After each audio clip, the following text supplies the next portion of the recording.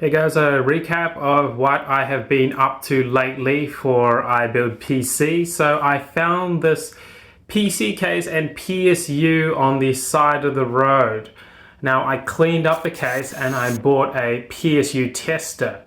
So I had no idea how to use this correctly, so I looked at a YouTube video and with great anticipation I plugged in this off the sidewalk 550 watt banger of a PSU, and it actually runs and works.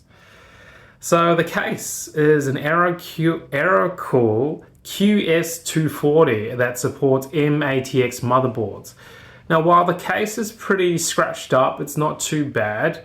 Now I'm thinking of setting myself a challenge of building an ultra budget gaming PC for as cheap as possible, but honestly I don't really know what to do with the stuff yet. And also the Sugo 16 RAM